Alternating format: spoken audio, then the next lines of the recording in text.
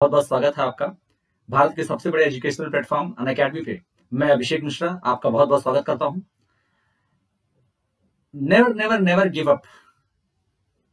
देखो, आप अपने गोल को लेकर के आपको अपने जो आपकी ड्रीम है उसको लेकर के आप बहुत परेशान होते हो, और आपको परेशान करने वाले लोग भी बहुत सारे होते हैं। और ये लोग आपके सोसाइटी हो सकती है, आपकी रिलेटिव्स हो सकते हैं, आपके फ्रेंड्स हो सकते हैं, आपका खुद का गिल्ट हो सकता है। बहुत बार ऐसा देखा गया है कि खुद का गिल्ट भी आपको बहुत परेशान करता है, और आपका डर। ये सारे के आगे आपका गोल है, और उस गोल तक आपको पहुंचना है। और उसके लिए आपको कुछ बातें बहुत इंपॉर्टेंट हैं जो ध्यान रखनी है, वो मैं आपको बताऊंगा। और उसके बाद हम लोग अपना केमिस्ट्री का जो हम क्रैश कोर्स कर रहे हैं, क्रैश कोर्स केमिस्ट्री कर रहे हैं, उसमें हमने हेलो एल्केन हेलो एरीन्स खत्म कर लिया। पहला चैप्टर हमारा जो था ऑर्गेनिक का वो खत्म कर लिया, ट्वेल्थ क्लास का। सेकेंड चैप्टर हमारा एल्कोहल फिनॉल ईथर है, जिसको हम अभी स्टार्ट करेंगे आज ही। तो न्यू कोर्स जो न्यू सिलेबस है उसके अकॉर्डिंग हम एनसीईआरटी का स्टडी करेंगे, और उसमें सारी चीजों को सीखेंगे बच्चों। तो जरूर आप लोग उसको पढ़िएगा, ध्यान से समझिएगा, और मुझे कमेंट में अपने डाउट्स जरूर लिखिएगा। केमिस्ट्री 101 हमारा चैनल है, इसको सब्सक्राइब कर लीजिएगा, और इसके टेलीग्राम से जुड़ जाइएगा। केमिस्ट्री 101 टेलीग्राम से जुड़िएगा। कंसिस्टेंसी बहुत इंपॉर्टेंट है मेरे प्यारे बच्चों। Consistency is the key to success, बार बार कहते हैं। और इस कंसिस्टेंसी को बताने के लिए, अपने आप को दिखाने के लिए, आप हमेशा कमेंट बॉक्स में अपना अटेंडेंस जरूर लगाइए। तो आपका अटेंडेंस मुझे चाहिए कमेंट बॉक्स में, अपना अटेंडेंस कमेंट बॉक्स में जरूर लगाइए। तो जितने भी बच्चे आएंगे वो कमेंट बॉक्स में जरूर अपना अटेंडेंस लगाएंगे। अटेंडेंस आपका डाउट के फॉर्म में होता है, हाय हेलो करके भी हो सकता है। तो कंसिस्टेंसी मेंटेन रखिए, और अपने टीचर को बताइए कि आप कंसिस्टेंट हैं, जिससे आपके टीचर भी आपके लिए पूरी ऊर्जा के साथ आपके साथ जुड़ जाएं। मैं Abhishek Mishra, mentors to hundreds of students of NEET and JEE, teaching experience more than 15 years, about 16 years. Full time educator के तौर पर लगातार काम कर रहा हूं। कंसेप्चुअल अप्रोच के साथ पढ़ाता हूं, जो बच्चे बहुत पसंद करते हैं, और मैं खुद भी बहुत पसंद करता हूं। Thank you very much. बच्चों का प्यार लगातार बढ़ता जा रहा है अनअकैडमी पे। अनअकैडमी के चैनल पे जब से मैं आया हूं तब से मुझे लगातार बच्चों का प्यार मिलता आ रहा है। Thank you very much.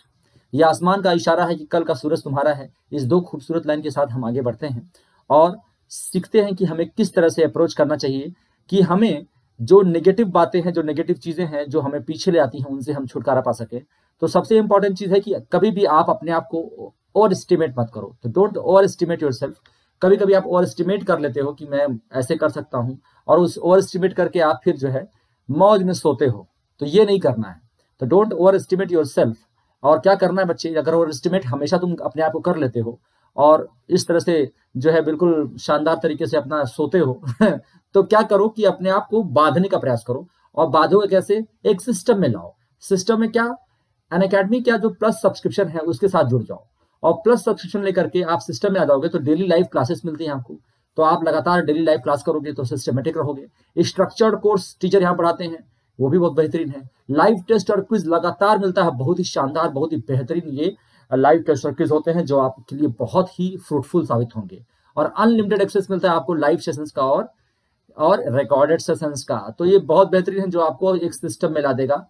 तो ये आपका जो एक ओवर एस्टिमेशन है वो आपका कंट्रोल में रहेगा। और उसके बाद आप इसका स्ट्रक्चर जान लीजिए कि जो 6 मंथ के लिए इसका स्ट्रक्चर है वो 25,200 है, और आपका 12 मंथ का जो स्ट्रक्चर है वो 34,650 है। तो इस तरह से आप यहाँ पर अपने हिसाब से, मुझे लगता है कि 6 मंथ अभी उन बच्चों के लिए अच्छा होगा जो नीट की प्रिपरेशन कर रहे हैं, जो क्लास 12 पास आउट हैं और क्लास 12 में भी हैं। उन बच्चों के लिए 25,200 बहुत ही शानदार रहेगा।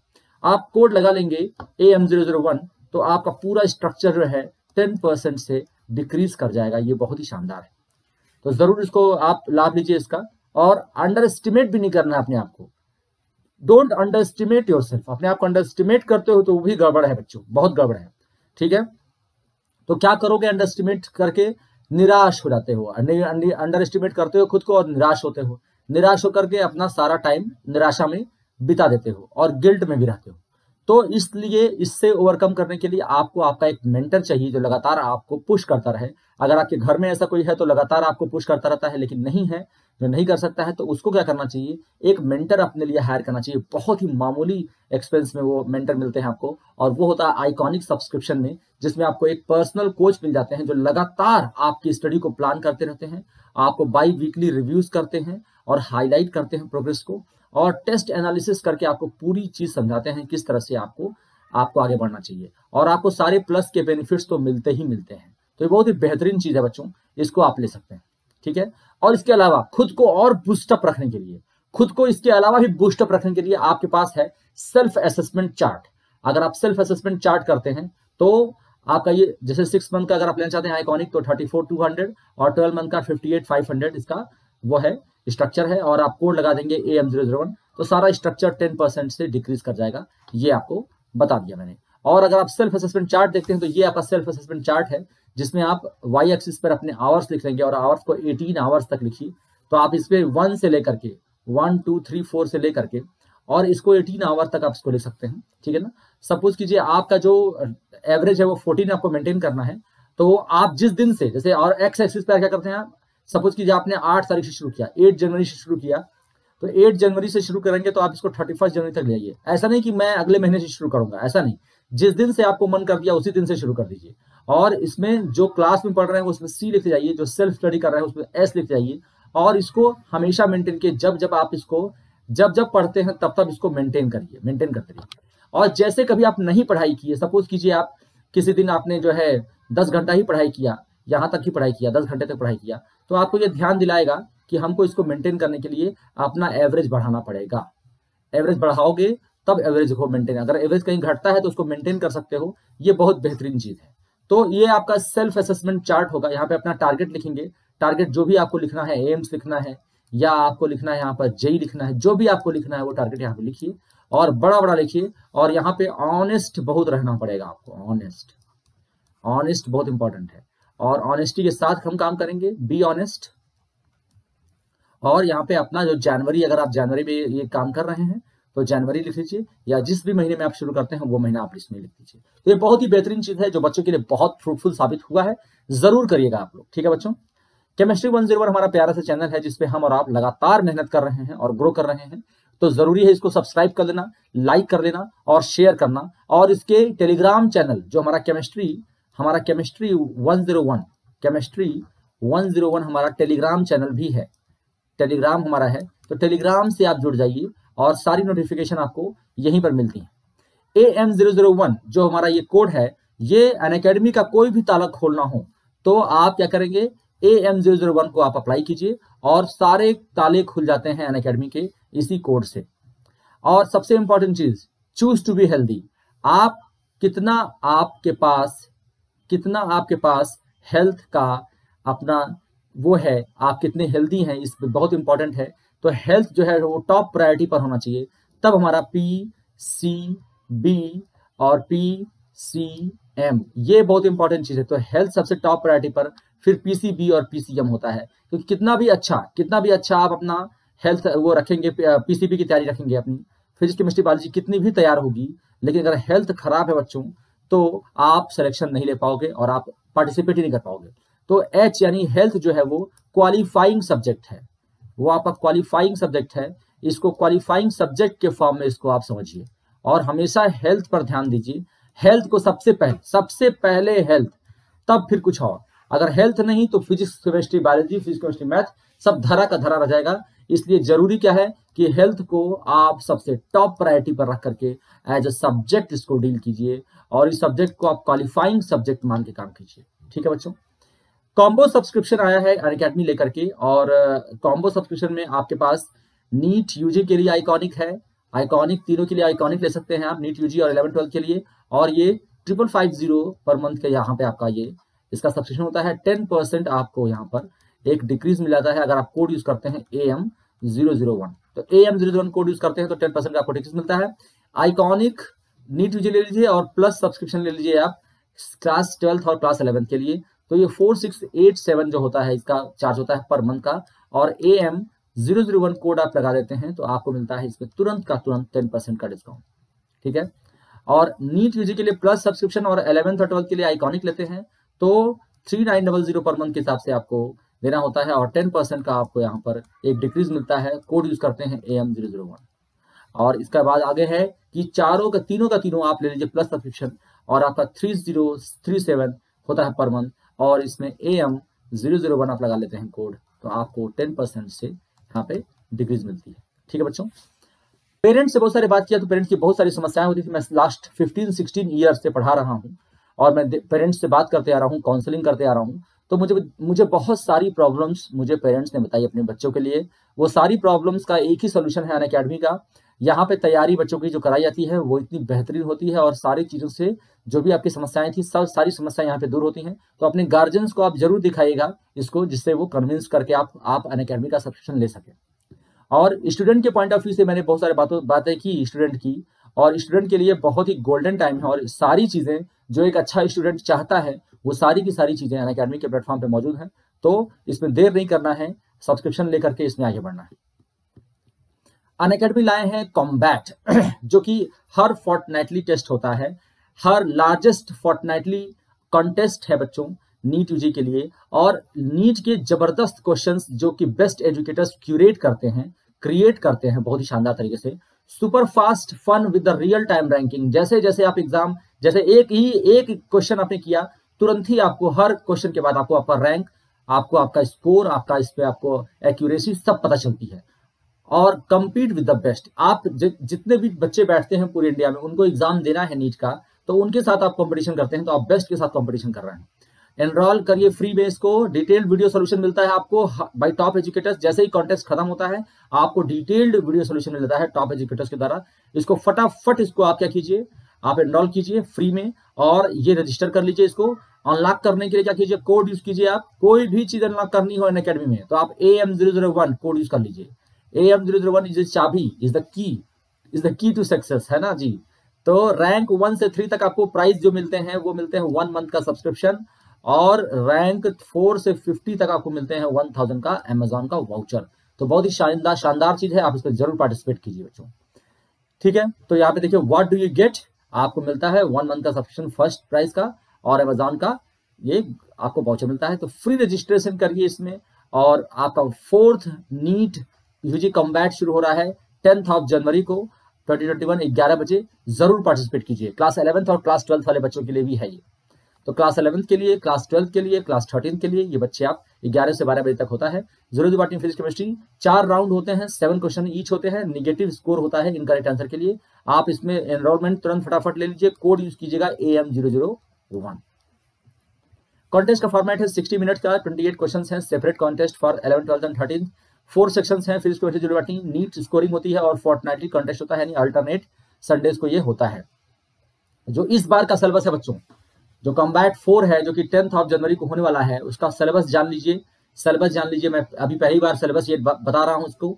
तो केमिस्ट्री का जो सिलेबस है हमारा, बेसिक प्रिंसिपल्स आएंगे क्लास 11th में, केमिकल बॉन्डिंग आएगा क्लास 11th में, general topics and mole concept आएगा क्लास 11th में। क्लास 12th में क्या आएगा, पी ब्लॉक एलिमेंट्स आ रहे हैं, सॉलिड स्टेट्स आ रहा है, और एल्डिहाइड और कीटोन आ रहा है।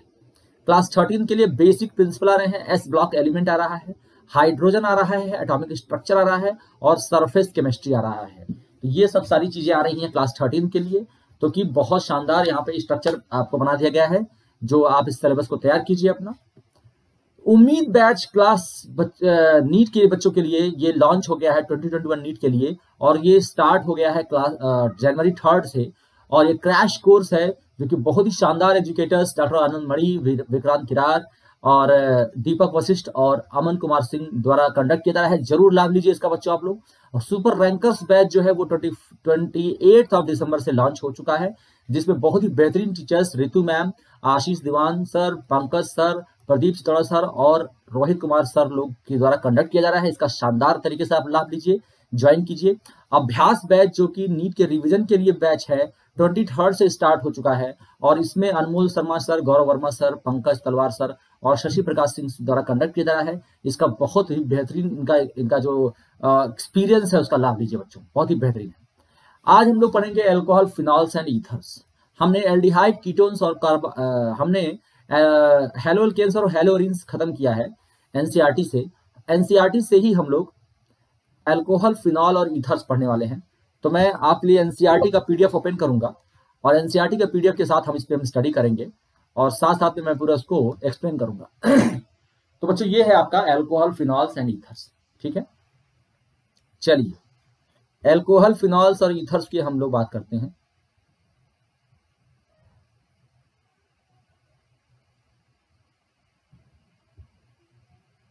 यह आपका फर्स्ट पेज है क्योंकि मैं इसको स्किप कर रहा हूं।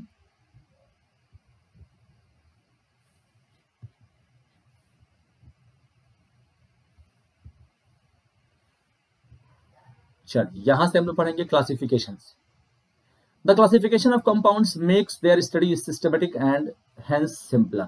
तो आप समझो अल्कोहल्स के बारे में बता रहे हैं। तो अल्कोहल जो होते हैं वो फिनॉल, अल्कोहल्स एंड फिनॉल्स में भी classified as mono, di, tri और polyhydric compounds depending on whether they are contain 1, 2 और 3 और many hydroxyl group separately respectively in their structures. अब देखिए अगर एक है तो मोनोहाइड्रिक, 2 है तो ट्राईहाइड्रिक, 3 है तो ट्राईहाइड्रिक और ज्यादा है तो टेट्रा और पेंटा हो सकते हैं। इस तरह से हम लोग करते हैं। ठीक है, तो मोनोहाइड्रिक अल्कोहल में भी further classified according to the hybridization. जैसे कि हमने हेलो एल्केन्स में सीखा था कि किस कार्बन से वो जुड़ा हुआ है, उसके बेसिस पर भी हम बात कर सकते, क्लासिफिकेशन करते हैं। तो उसमें भी हमने देखा था कि भाई कार्बन जो है sp हाइब्रिडाइज है, sp2 हाइब्रिडाइज है या sp3 हाइब्रिडाइज है, इसके बेसिस पर भी हमने वहां पर बात किया था। ठीक है, तो यहां पर भी हम करेंगे। देखिए तो यहां पर अगर मैं यहां की बात करूं, ये प्राइमरी है, यहाँ प्राइमरी है, sp3 हाइब्रिडाइज यहाँ पे दिख रहा है, sp3 हाइब्रिडाइज। और यहाँ पे देखिए, अगर यहाँ पे देखिए ये भी क्या है, अगर अच्छा कार्बन कैसा है, कार्बन का हाइब्रिडाइजेशन और कार्बन का टाइप दो चीजें होती है बच्चों, ध्यान देना।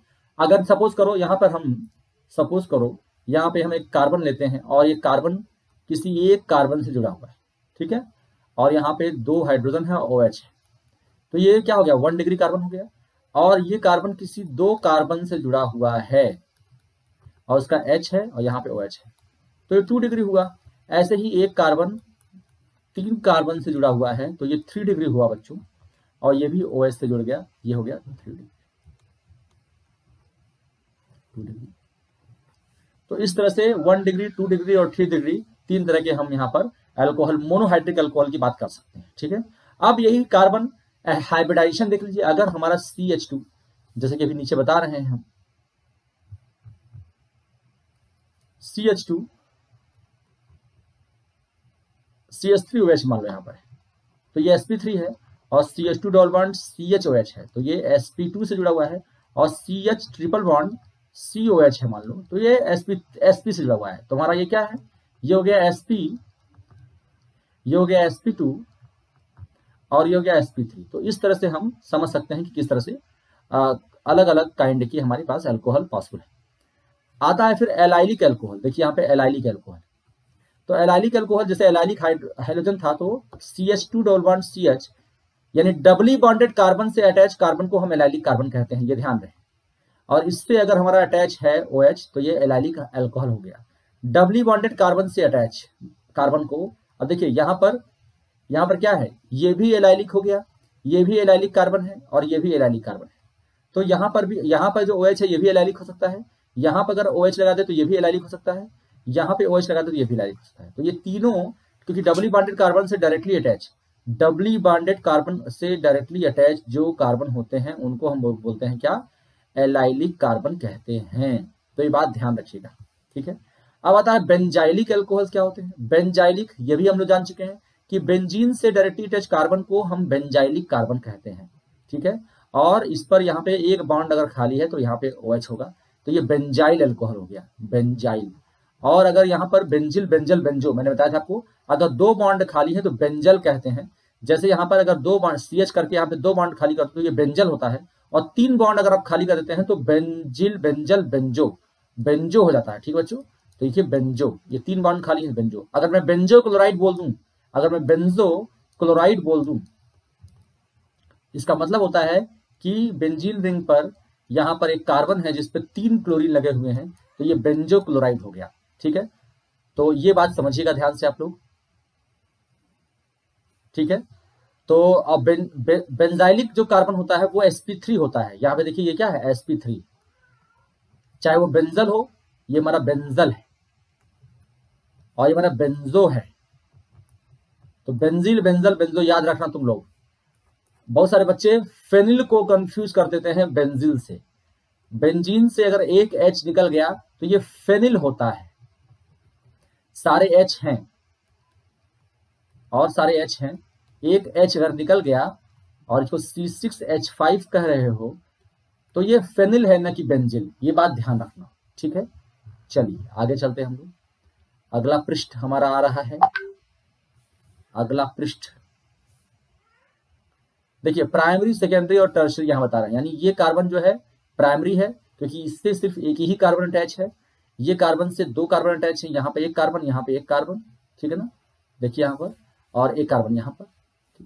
तो इस कार्बन से दो कार्बन अटैच है तो ये सेकेंडरी हो गया, और इस कार्बन से यहाँ पर एक कार्बन यहाँ पे, एक कार्बन यहाँ पे और एक कार्बन यहाँ पे, तीन कार्बन अटैच, इसलिए टर्शियरी हो गया, ठीक है। तो एलाइलिक एंड बेंजाइलिक अल्कोहल में भी प्राइमरी, सेकेंडरी और टर्शियरी। ध्यान से समझिएगा, इसको समझिएगा। एलाइलिक या बेंजाइलिक कार्बन अलग अलग डिग्री के हो सकते हैं, हाइब्रिडाइजेशन तो वही रहेगा, समझिएगा ध्यान से। एलाइलिक हो या बेंजाइलिक हो, हाइब्रिडाइजेशन तो sp3 ही है। तीनों जगह पे हाइब्रिडाइजेशन sp3 है। हाँ, कार्बन का टाइप बदल सकता है कि वो 1 डिग्री, 2 डिग्री और 3 डिग्री हो सकते हैं। ये बात क्लियर हो गई होगी आप लोगों को। चलिए, compounds containing sp2OH bond, sp2OH bond को हम देखते हैं। These alcohol contain OH group bonded to a carbon double bond that is to a vinylic। तो यहाँ पे, जैसे यहाँ पे विनाइलिक हो गया, ये मैं पहले ही बता चुका हूँ इसको। और डायरेक्टली बेंजीन से जुड़े होंगे तो वो भी क्या होते हैं, वो भी sp2 से ही जुड़े हुए हैं। जैसे यहाँ पर देखिए, तो फिनॉल्स में mono, di and tri phenols हम पढ़ेंगे, ये भी sp2, डायरेक्टली sp2 से जुड़े हुए। ये कार्बन क्या है इसका, आपका sp2 हाइब्रिडाइज्ड है। तो चाहे विनाइलिक लेना हो, चाहे ये डायरेक्टली फिनॉल लेना हो, तो दोनों ही sp2 से। यहाँ पे ये कार्बन क्या है, sp2 हाइब्रिडाइज्ड है। तो अब देखिए, यहाँ पे मोनोहाइड्रिक है, यहाँ पे मोनोहाइड्रिक है, यहाँ पे एक यहाँ पे एक CH3 लगा दिया है, लेकिन अभी भी क्या है, ये मोनोहाइड्रिक ही है। यहाँ पे डाईहाइड्रिक ले लिए, ठीक है ना, 1,2 डाईऑल हो गया, और यहाँ पे ट्राईहाइड्रिक ले लिए ऐसे, ठीक है। ये ट्राईहाइड्रिक हो गया, तीन। तो इस तरह से हमारे होते हैं। तो हमारे फिनॉल के तीन तरह के हमने देखा कि फिनॉल जो है यहाँ पर, ये OH हो गया यहाँ पर। अगर यहाँ पे लगा देते हो तो 1,2 डाईऑल हो गया, बेंजीन 1,2 डाईऑल, ठीक है ना, डाईहाइड्रोक्सी बेंजीन। और 1,2 डाईहाइड्रोक्सी बेंजीन बोलेंगे इसको हम लोग, 1,2 डाईहाइड्रोक्सी बेंजीन, ओके। और अगर इसमें हम लोग 3 लगा दें, इसमें हम लोग 3 लगा दें, अगर ऐसे मान लो यहाँ पे OH लगा दें, यहाँ पे OH लगा दें, तो इसको यहाँ से नंबरिंग होगी कि ऊपर से नहीं होगी, क्योंकि यहाँ पे 1, 2, 3, 4 है ना। तो 1,2,4 ट्राई हाइड्रोक्सी बेंजीन।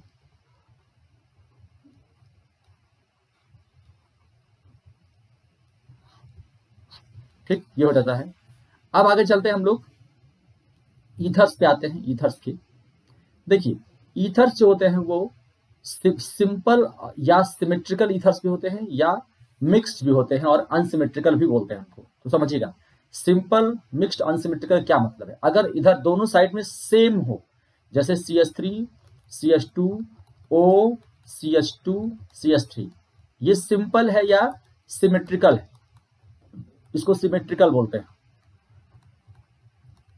सिमेट्रिकल। लेकिन अगर यहीं पर अनसिमेट्रिकल ऐसे दे दिया जाए, जैसे CH3O, CH2, CH3, तो ये अनसिमेट्रिकल है, अनसिमेट्रिकल है, या ये क्या है, मिक्स्ड टाइप है। देखिए यहाँ पे क्वेश्चन पूछा हुआ है आपका, classify the following as primary, secondary and tertiary alcohol. तो ये प्राइमरी हो गया, दिख रहा है, ये प्राइमरी दिख रहा है, ये भी प्राइमरी दिख रहा है, ये आपका सेकेंडरी दिख रहा है, एक कार्बन यहाँ है, एक कार्बन यहाँ, ठीक। और इस वाले कार्बन पे OH है, यहाँ पे एक कार्बन यहाँ, एक कार्बन यहाँ, ये सेकेंडरी है। और इस वाले कार्बन पे एक कार्बन यहाँ, एक कार्बन यहाँ, एक कार्बन यहाँ, ये टर्शियरी है, ठीक है ना। Identify the allylic alcohol in the above examples. Allylic कौन है, तो डबली बॉन्डेड कार्बन से डायरेक्टली अटैच कार्बन पर, डबली बॉन्डेड कार्बन से डायरेक्टली अटैच कार्बन पर कोई लगा होगा तो उसको एलाइलिक कहेंगे।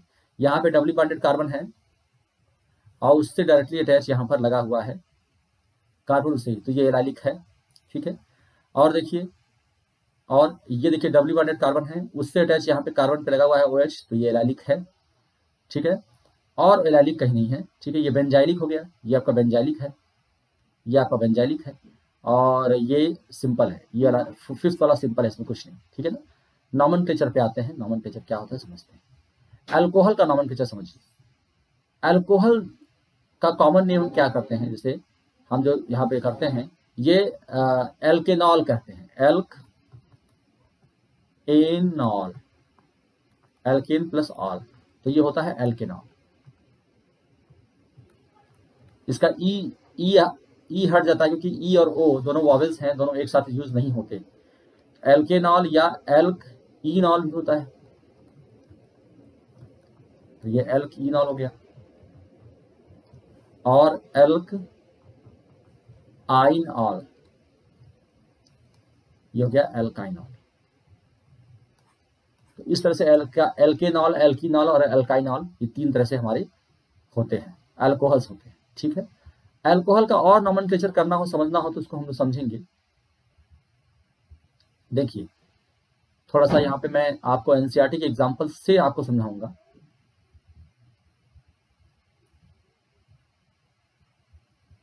देखिए यहाँ पे जैसे यहाँ पे एक कार्बन है, तो ये इसको मेथेनॉल बोल दिए। Methyl alcohol is the common name, और मेथेनॉल इसका आईपीसी नेम हो गया।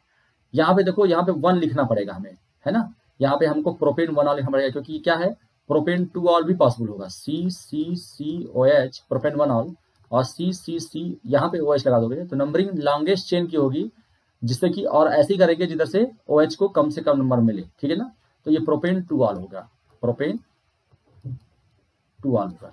ठीक है, तो ये जरूरी है जानना कि सिंपलेस्ट जो है फार्मूला क्या होगा जबकि वो आइसोमेरिज्म शो करना शुरू कर दे। तो उस कार्बन नंबर 3 से, यानी C3, अल्कोहल का जनरल फार्मूला क्या होता है बच्चों, वो होता है एल्केनो। एल्केनो, चौंक गए होगे तुम लोग कि एल्केनो ये कैसा जनरल फार्मूला हो गया। एल्केनो इसलिए क्योंकि CnH2n+2O ये होता है इसका फार्मूला, या ऐसे भी लिखा होता है CnH2n+1OH लिखा होता है। ठीक है ना, तो अगर देखा जाए तो CnH2n+2 ये एल्केन है और ये O है, तो हम लोग इसको एल्केनो कह सकते हैं सीधे। ठीक है, तो सिंपलेस्ट फार्मूला जो कि आइसोमेरिज्म शो कर सकता है वो है 3 कार्बन का, यानी C3H8O is the simplest formula of alcohol which can show isomerism. और आइसोमेरिज्म के लिए वो पोजिशनल आइसोमेरिज्म शो करता है, CCCOH या CCCOH। तो अल्कोहल जो है वो 2 जगह पर लग सकता है, एक फर्स्ट कार्बन पर, दूसरा सेकंड कार्बन पे। तो जरा इसमें और देखेंगे हम लोग।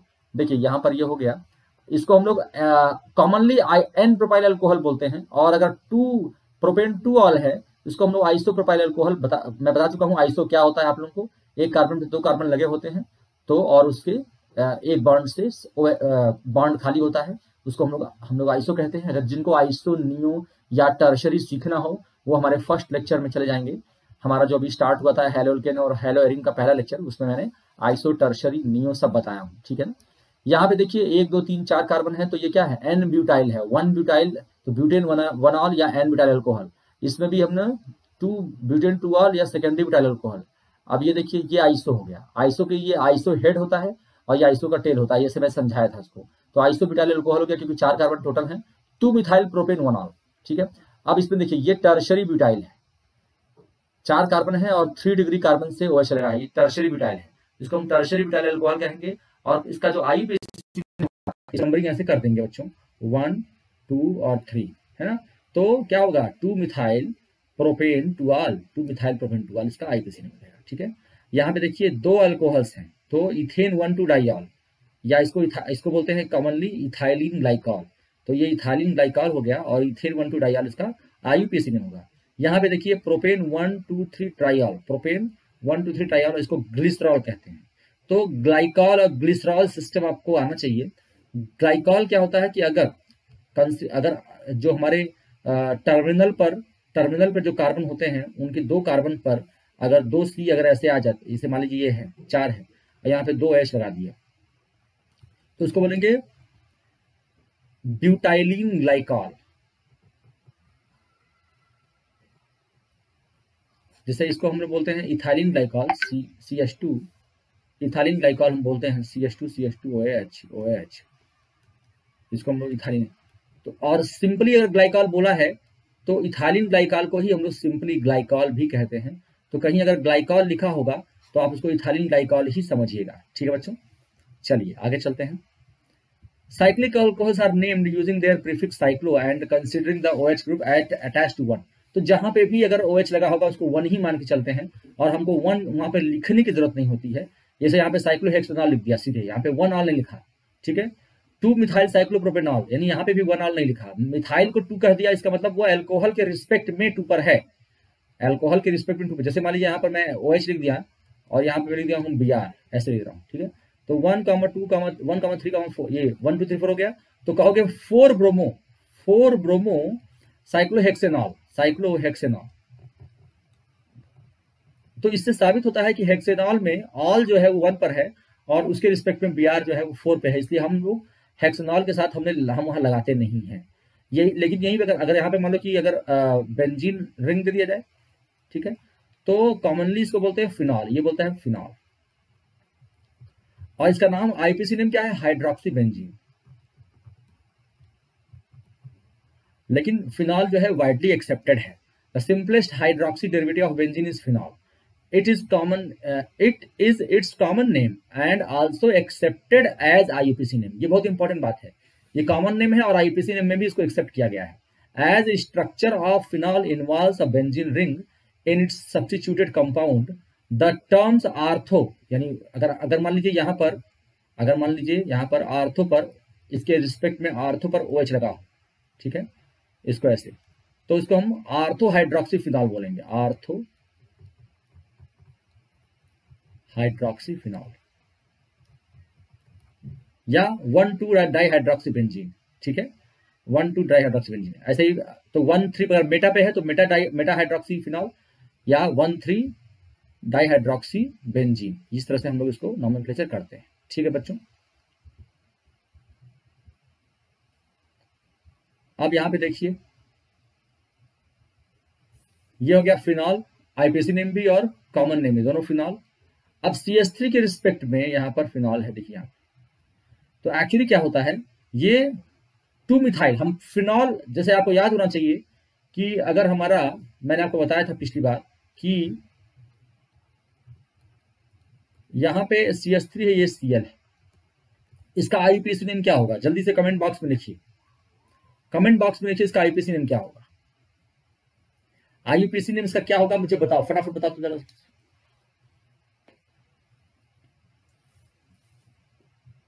कमेंट बॉक्स में लिखिए इसका आईपीसी नेम क्या होगा।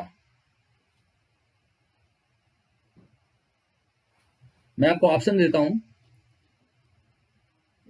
2 क्लोरो टॉल्यूइन, 2 मिथाइल क्लोरोबेंजीन,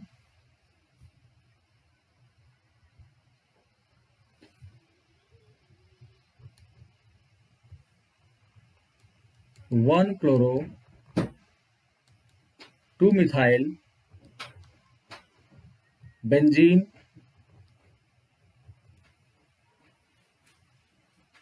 आप बताएंगे इसमें से कौन सा करेक्ट है, कौन सा वाला करेक्ट है। मैं ABC इसकी नंबरिंग भी कर देता हूं, ये A है, ये B है और ये C। आप बताएंगे, मोर देन वन ऑप्शन भी करेक्ट हो सकता है, मोर देन वन ऑप्शन भी करेक्ट हो सकता है। आप बताएंगे A, B और C में से कौन सा करेक्ट है।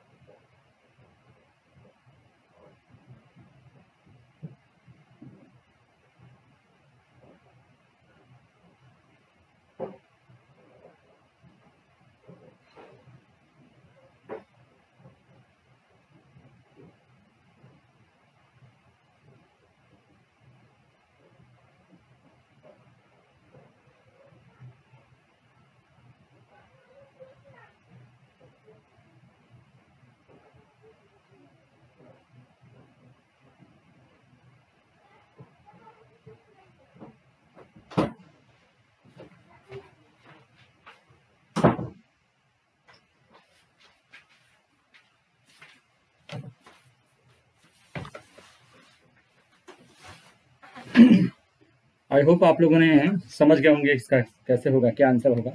देखिए 2 methyl chlorobenzene is the wrong answer, is the wrong answer. 2 क्लोरोटॉल्विन, हम टॉल्विन को मानते हैं एज अ, इसको हम टॉल्विन को एक हम नेम मान के चलते हैं, क्लोरोबेंजीन को हम मदर नेम नहीं मानते। 1 क्लोरो 2 मिथाइल बेंजीन ही तो है ही। ठीक इसी तरह से यहाँ पे देखो हमने क्लोरीन को नहीं माना था। अब जैसे यहाँ पे CH3 की जगह पे जब हमारा फिनॉल आ गया तो हम फिनॉल को मानते हैं, टॉल्विन को नहीं कहेंगे।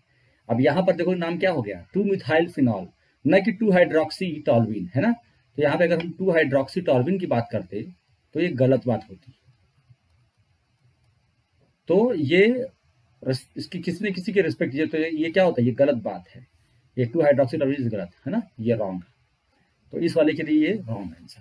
ठीक है बच्चे, तो इसको हम क्रिसॉल, तो इसको बोलते हैं, इसका कॉमन नेम क्रिसॉल है। तो आर्थो पोजीशन पर हमारा है मिथाइल तो क्रिसॉल है, पैरा पोजीशन पे है तो मेटा पे है तो मेटा क्रिसॉल, और पैरा पे है तो पैरा क्रिसॉल, और 2 मिथाइल फिनॉल और 3 मिथाइल फिनॉल और 4 मिथाइल फिनॉल इसका रेस्पेक्टिव नेम होगा। और अगर हम 2 OH हमारे लगे हुए हैं डाईहाइड्रोक्सी, तो इनको हम कैटेकॉल, रेसोर्सिनॉल और हाइड्रोक्विनोन या क्विनॉल कहते हैं।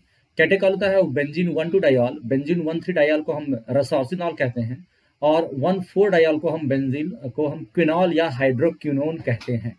ईथर्स में जो होता है, ईथर्स में कॉमन नेम जो होते हैं, common name of ethers are derived from the name of the alkyl aryl groups written as separate words in alphabetic order and adding the word ether. जैसे मान लीजिए इधर CH3 है और इधर O है, इधर CH3 है, इसको हम लोग डाई मिथाइल ईथर बोल देंगे, डाई मिथाइल ईथर बोलेंगे। और अगर हम यहाँ पर CH3 है, O है और CH2 CH3 है, तो इसको हम लोग बोलते हैं इथाइल, इसको methyl ether, ethyl methyl ether, ethyl methyl ether बोलते हैं। ठीक है, और अगर यहाँ पे एक तरफ फेनिल लगा हो, मान लो C6H5 लगा हो और O लगा हो, और यहाँ पे C2H5 लगा हो, तो इथाइल फेनिल ईथर। और ये IUPAC नेम नहीं है, ये कॉमन नेम, ये कॉमन नेम है। IUPAC नेम के लिए हम लोग क्या कहते हैं, alkoxy alkanol, alkoxy alkane, sorry alkoxy alkane, alkane, या तो वो एन हो, अगर एन लिखेंगे, इन अगर है तो इन लगा देंगे, आइन है तो आइन, तो एल्कॉक्सी ये बोलते हैं। एल्कॉक्सी क्या होता है, जैसे मान लीजिए ROR है, ROR डैश है, तो छोटा वाला जो R होता है उसको हम एल्कॉक्सी कहते हैं।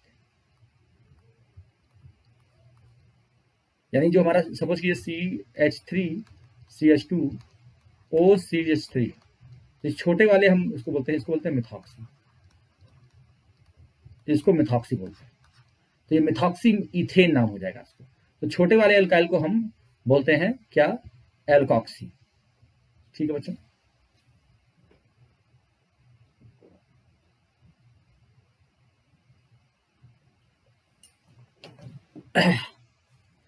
तो यहां पे देखिए ये आपका है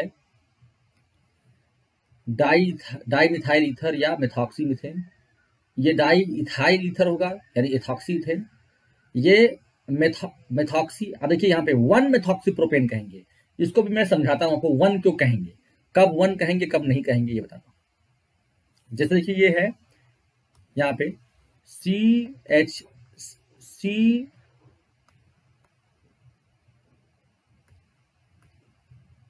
CCCOC, ठीक है, और CCCOC।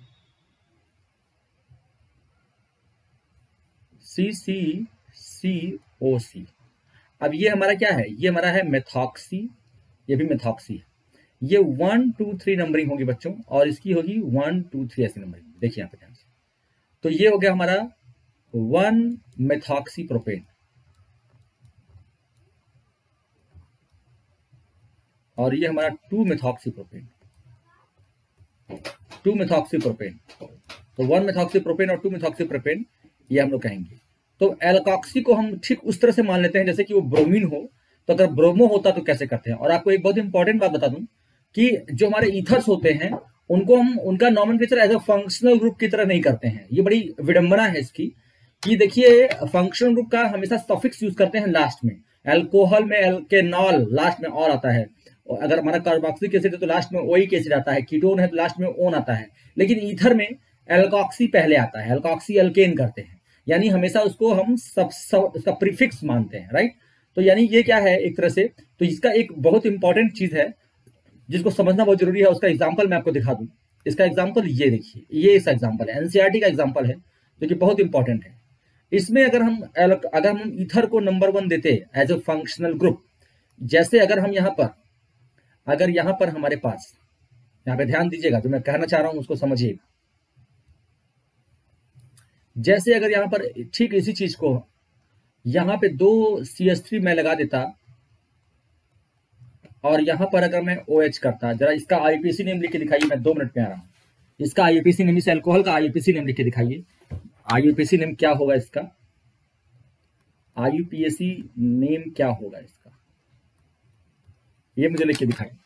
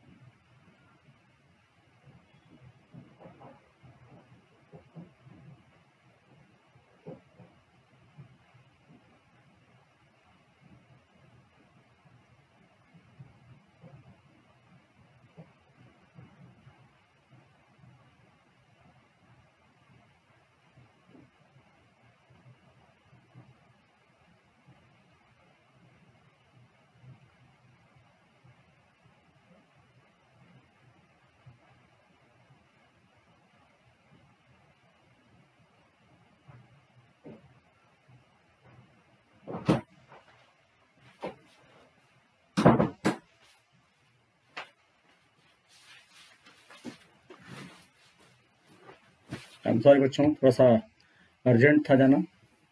तो इसका आईपीसी नेम हम क्या समझेंगे, इसमें आईपीसी नेम में हम क्या करेंगे, देखिए नंबरिंग हमको फंक्शनल ग्रुप से शुरू करनी पड़ेगी, 1 2 ऐसे जाएंगे। तो इसका नाम होगा 2,2 डाइमिथाइल,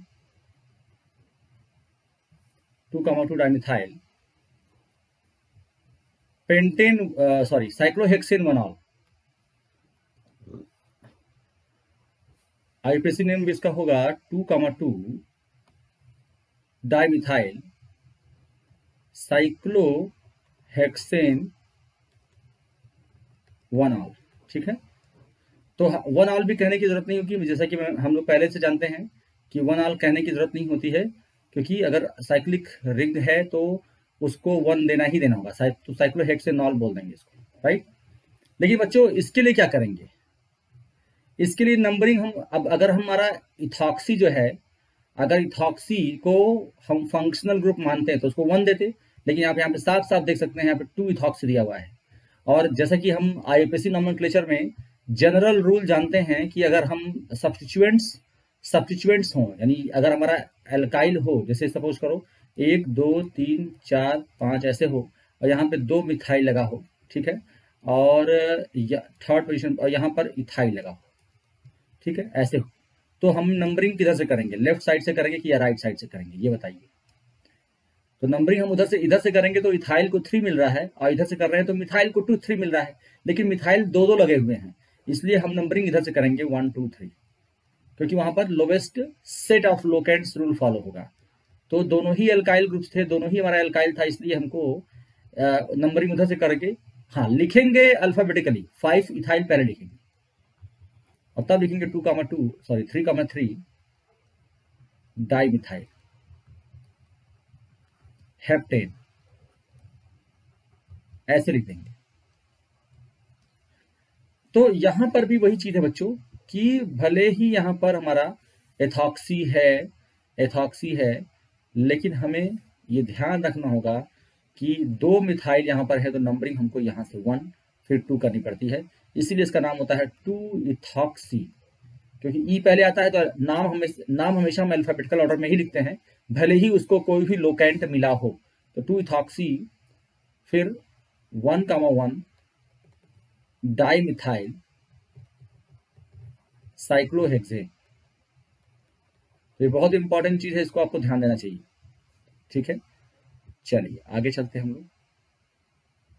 ये ईथर का नोमेनक्लेचर हो गया। कह रहे हैं if both the alkyl groups are the same, तो हम डाई ट्राई लगाते हैं, ये आप जान ही रहे हैं। और अकॉर्डिंग टू आईयूपीएसी नोमेनक्लेचर, यहाँ पे लिख रहे हैं according to the IUPAC system of nomenclature, ethers are regarded as hydrocarbon derivatives, है ना, जैसे कहा क्या, with hydrogen atom is replaced by an OR और OR, ठीक है, OAR group, where R and AR represent the alkyl or aryl groups respectively. The larger R group is chosen as the parent hydrocarbon. The name of the few ethers are given below. ठीक है, तो ये चीजें आपको समझनी बहुत important है कि इसको हम लोग क्या मानते हैं, एल्काइल ग्रुप की तरह ही मानते हैं, एल्कॉक्सी को भी, ठीक है। तो ये आप कर लीजिएगा क्वेश्चन, इसको आप करेंगे क्वेश्चन।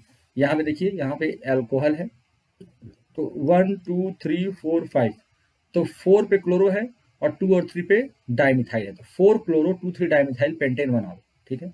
यहाँ पे क्या है, ये इथॉक्सी है, और 1 2 3 ऐसे करोगे, 1 2 3, हम यहाँ से 1, इसको 1 बोलेंगे, इसको 2 बोलेंगे, इसको 3 बोलेंगे, तो 2 इथॉक्सी प्रोपेन, तो 2 इथॉक्सी प्रोपेन ये हो गया।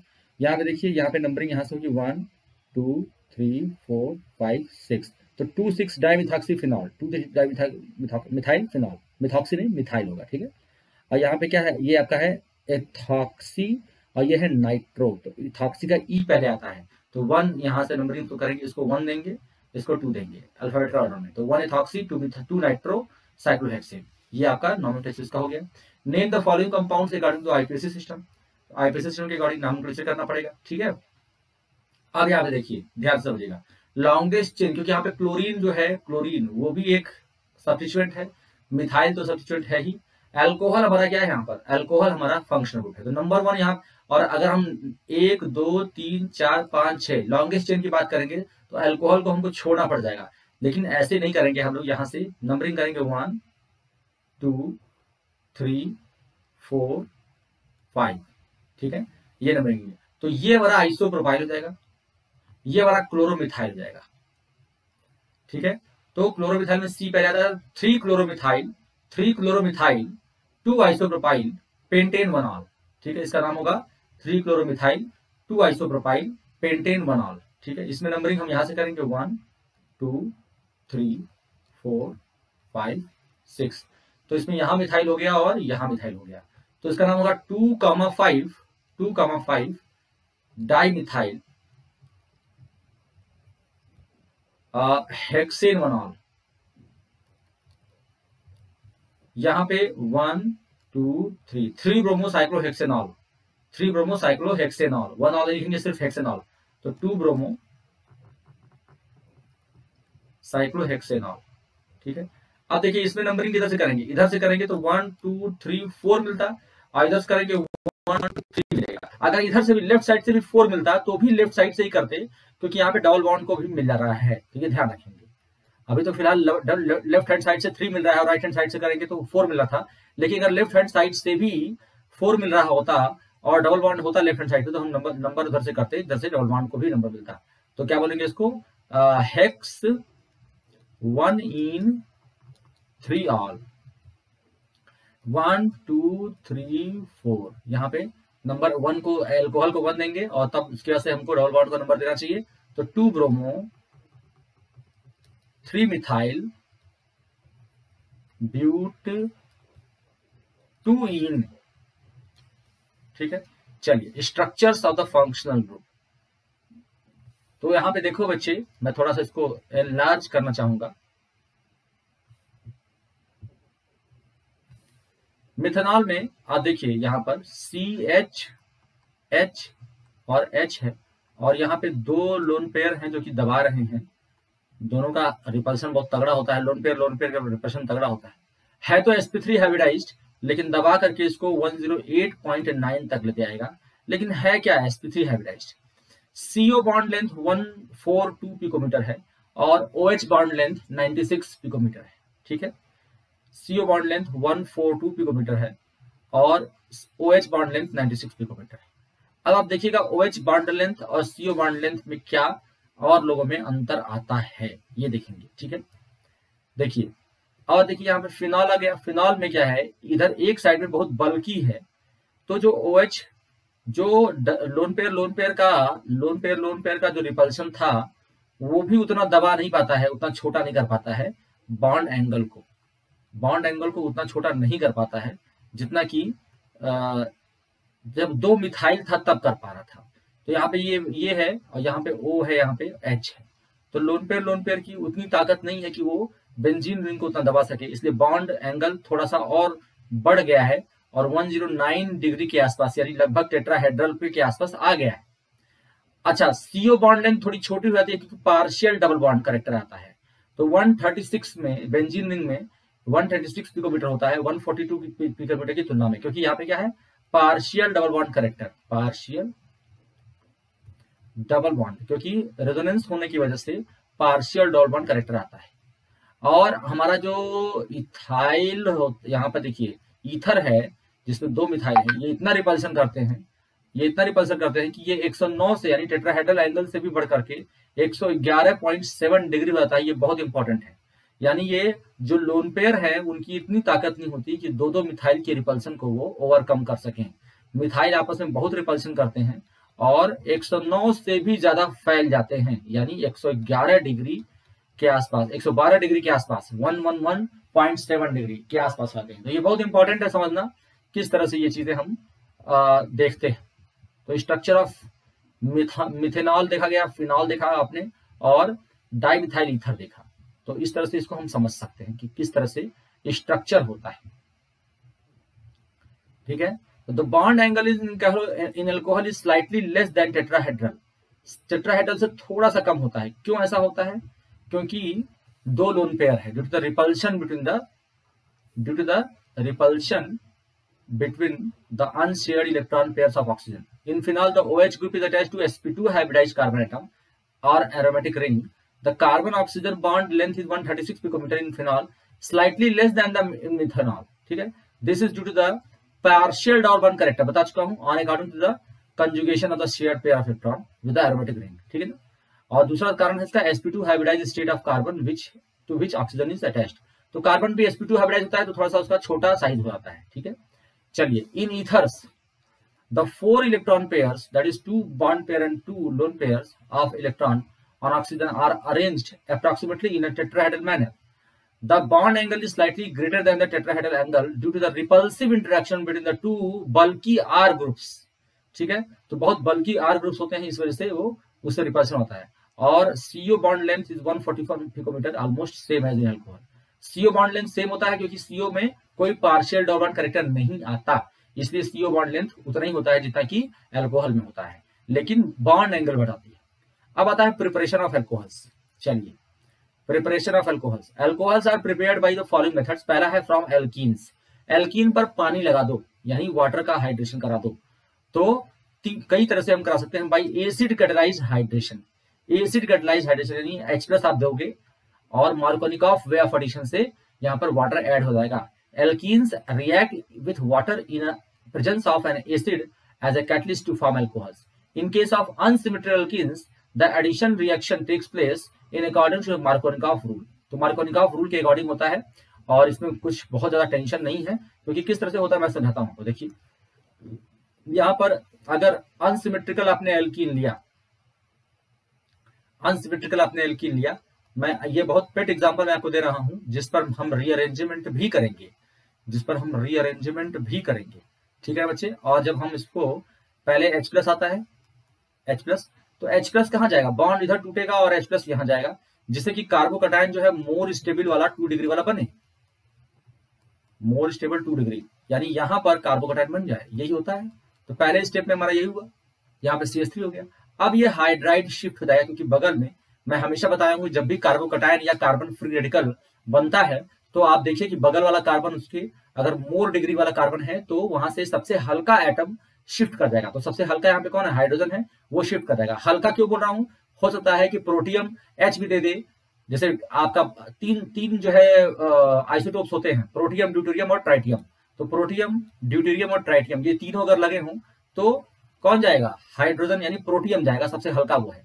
तो ये बात समझिएगा। और इथाइल, मिथाइल और फिनाइल दे दे तो मिथाइल जाएगा। सपोज करो ऐसे दे देता, इधर आपका CH3 देता, इधर C2H5 दे दे और इधर क्या दे, C6H5 दे दे, तब कौन जाएगा, तब मिथाइल शिफ्ट होगा। ये ध्यान रखना आप लोग, ठीक ना। शिफ्टिंग सबसे हल्के की होती है। तो इधर हो गया, तो CH3 क्या होगा, CH3 कार्बोकैटायन यहाँ पर आ जाएगा और फिर यहाँ पर आपका CH एक आ गया, यहाँ पे हो गया। अब आगे लास्ट में फिर H2O आएगा और OH यहाँ पे देकर के वापस से H+ निकल जाएगा, क्योंकि ये एसिड कैटालाइज हो रहा है, एसिड कैटालाइज है। तो यहाँ पे OH आ गया और यहाँ पे CH2 CH3। तो मैं शॉर्ट फॉर्म में इसको किया हूँ। अब इसका मैकेनिज्म समझ लेते हैं। मैकेनिज्म क्या है, the mechanism of the reaction involves following 3 steps. पहला स्टेप क्या है, protonation of alkene to form carbocation by electrophilic attack of H3O+। Actually H3O+ क्या है, H+ जो होता है वो अकेले सफर नहीं करता, वो वाटर के ऊपर बैठ के सफर करता है। H+ जो है वो अकेले सफर नहीं करता, वो वाटर के ऊपर क्या है, लोन पेयर के साथ अटैच होकर के क्या बनाता है, H3O+ बनाता है, HOH+ ये बनाता है इस तरह से, ठीक है। अब ऐसे सफर करता है। तो हम लोग क्या करते हैं, इन जनरल प्रोटॉन जो है, जैसे आप यहाँ पे मैंने क्या किया, सीधे डायरेक्टली यहाँ पर मैंने H+ का रिएक्शन करवा दिया, लेकिन यहाँ पे आपके NCERT में H3O+ पे करा रहा है। तो H3O+ यहाँ पे हो गया, देखिए यहाँ पे H2O और H+ मिलकर के H3O+ बना लिए। अब क्या होता है, ये पाई बॉन्ड का अटैक होता है H+ पर और ये वाटर मॉलिक्यूल फिर से निकल गया। तो वही चीज हो गई, वाटर मॉलिक्यूल निकल गया और H जुड़ गया। यानी जो मैंने दूसरा स्टेप, यानी ये वाला जो स्टेप मैंने बनाया था, वो स्टेप इस तरह से यहाँ पे इन्होंने दिखा दिया, ठीक है ना। और C पे प्लस आ गया और H लग गया बगल वाले कार्बन पर, ओके। अब क्या है, न्यूक्लियोफिलिक अटैक ऑफ वाटर। देखो मैंने यहाँ पे वाटर का अटैक कराया है, अब वाटर का अटैक कार्बोकैटायन पे कराया है। मैंने यहाँ पे रीअरेंजमेंट करा दिया था, अगर पॉसिबिलिटी है तो रीअरेंजमेंट करा देंगे। तो वाटर का अटैक यहाँ पे होता है और फिर यहाँ पे देखो वाटर लग गया। अब एक H+ वापस वाटर आता है, वापस अपने H+ को वापस खा लेकर के निकल जाता है, लेके निकल गया और वो H बन गया। तो मैंने यहाँ पे क्या किया था, वो ड्रामा यहाँ पे नहीं दिखाया था, सीधे H2O दिखा करके और H+ को यहाँ पे निकाल दिया था, ठीक है ना। तो आप समझ सकते हैं इस चीज को। तो वाटर जहां पर भी H+ लगेगा यानी प्रोटोनेशन होगा तो वाटर ही उसको लेकर के आएगा, और जब भी H+ निकल रहा होगा तो वाटर ही उसको लेकर निकलेगा। ये बात यहाँ पे समझ दी थी। तो ये तीनों स्टेप में हमने क्या सीख लिया, सिंपल हाइड्रेशन सीखा, जहां पे मार्कोनिकॉफ वे ऑफ एडिशन हुआ, मार्कोनिकॉफ वे ऑफ एडिशन हुआ और रीअरेंजमेंट हुआ। ये बात बहुत इंपॉर्टेंट है, समझिएगा, ये बात बहुत इंपॉर्टेंट है, समझिएगा।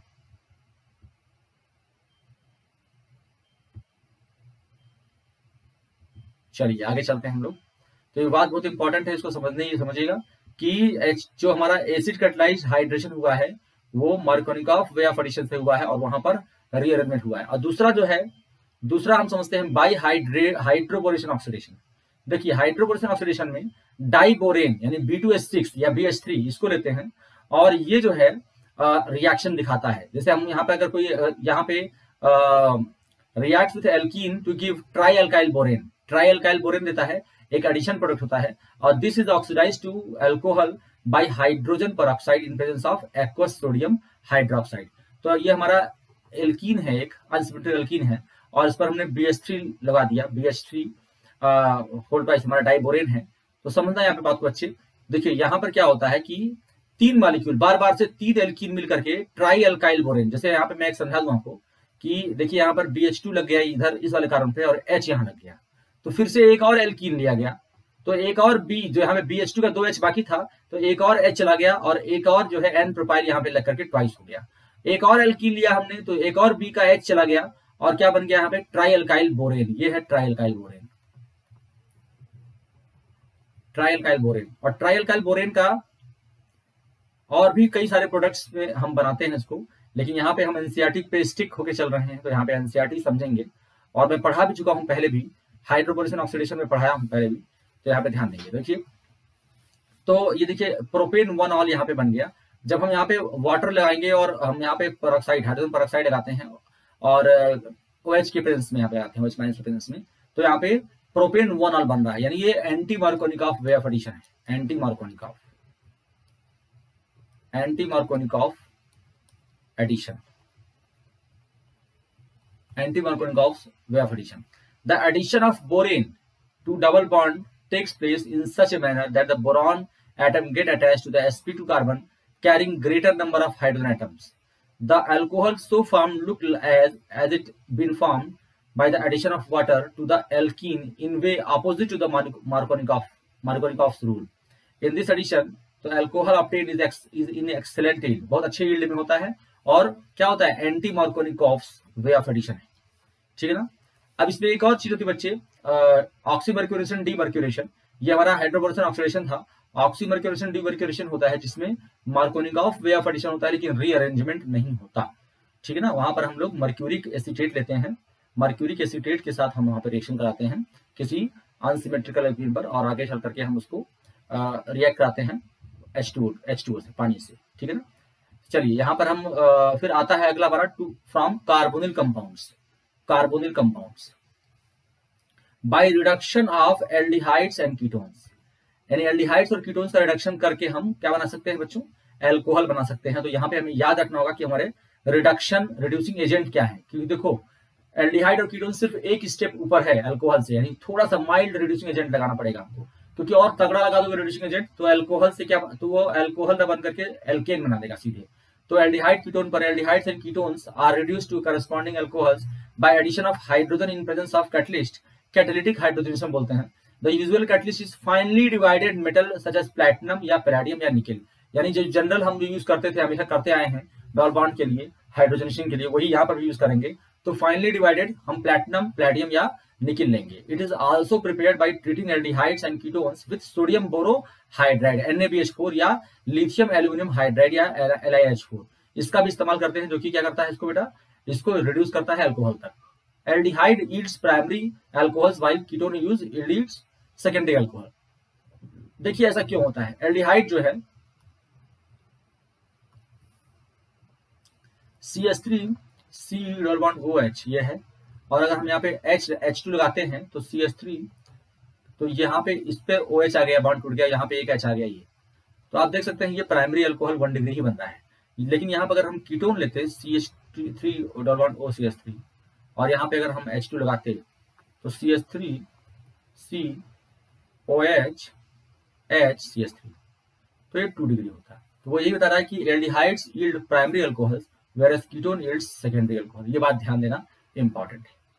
दूसरा point, by reduction of carboxylic acid and esters. तो कार्बोक्सिलिक एसिड और ईस्टर से हम कैसे बनाते हैं, तो by reduction of carboxylic acid and esters. देखो कार्बोक्सिलिक एसिड से रिड्यूस होकर के एल्डिहाइड कीटोन बनता है कार्बोनिल, और कार्बोनिल से बनता है अल्कोहल। यानी हम 2 स्टेप पीछे आ रहे हैं, इसलिए हमको स्ट्रॉन्ग यूज करना पड़ेगा, strong oxidising reducing agent use करना पड़ेगा। बहुत स्ट्रॉन्ग यूज कर लोगे तो एल्केन तक चला जाएगा, यानी हमको इतना स्ट्रॉन्ग यूज करना चाहिए कि अल्कोहल तक चला जाए। 2 स्टेप उसको पीछे जाना है रिडक्शन में, ठीक है। ये बात समझ में आ रही है। देखिए एल्केन होता है, एल्केन का ऑक्सीडेशन करोगे तो अल्कोहल बनता है स्टेप वाइज। यहां से बनता है, ये अगर 1 डिग्री है तो एल्डिहाइड बनेगा, एल्डिहाइड बनेगा, और 2 डिग्री है तो कीटोन बनेगा। कीटोन से कार्बोक्सिलिक नहीं बनता, एल्डिहाइड से कार्बोक्सिलिक एसिड बन जाता है। अब यही चीज अगर ये ऑक्सीडेशन हो गया, ये ऑक्सीडेशन हो गया, जो मैं ओ लिख रहा हूं वो ऑक्सीडेशन हो गया, और यही अगर हम रिडक्शन कर दें, आर लिख रहा हूं रिडक्शन कर दें, तो कार्बोक्सिलिक एसिड से एल्डिहाइड, एल्डिहाइड से अल्कोहल, और अल्कोहल से एल्केन, ये रिडक्शन के थ्रू बनता है। अब यहाँ पे देखिए कार्बोक्सिलिक एसिड से अगर हमको अल्कोहल बनाना है तो कार्बोक्सिलिक एसिड से हम एल्डिहाइड आएंगे, एल्डिहाइड से अल्कोहल आएंगे, ये 2 स्टेप पीछे आ रहे हैं। तो स्ट्रॉन्ग चाहिए, लेकिन इतना स्ट्रॉन्ग नहीं चाहिए कि एल्केन बना दे, है ना। तो देखिए यहाँ पर carboxylic acid are reduced to primary alcohol in accelerated by lithium aluminium hydride. LiH4 बहुत स्ट्रॉन्ग रिड्यूसिंग एजेंट है, तो RCOH LiH4 लगाते हैं तो RCH2 बनता है। However LiH4 is expensive reagent, therefore used for preparing special chemicals only, ठीक है। स्पेशल केमिकल्स ओनली हम बनाते हैं, और क्योंकि महंगा होता है। Commercially acids are reduced to alcohol by converting them into ester. पहले हम ईस्टर में बदलते हैं, यानी एसिड का अल्कोहल से रिएक्शन करा करके एस्टर में कन्वर्ट करते हैं, ठीक है। अब तब उसके बाद से रिड्यूस करते हैं हम हाइड्रोजन का presence, using hydrogen in the presence of catalyst, निकल या जो भी यूज कर लो, ठीक ना। तो यहाँ पे हमने एसिड लिया, यहाँ पे अल्कोहल लिया, पहले हमने एस्टर बना लिया, और हाइड्रोजन से कैटलिस्ट निकल वगैरह ले लिया, और अल्कोहल बन गया, ठीक है। तो इस तरह से हम अल्कोहल बना लेते हैं। तो ये इजी वे होता है।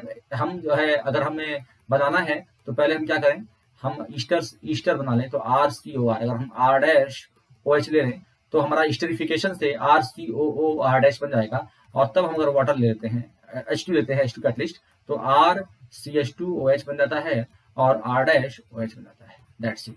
तो इस तरह से हम अल्कोहल बना सकते हैं कार्बोक्सिलिक एसिड से कमर्शियली आसानी से, ठीक है। क्योंकि लिथियम एल्यूमिनियम हाइड्राइड जो होता है वो महंगा होता है, इसलिए कमर्शियली जो है उतना फ्रूटफुल नहीं होता है।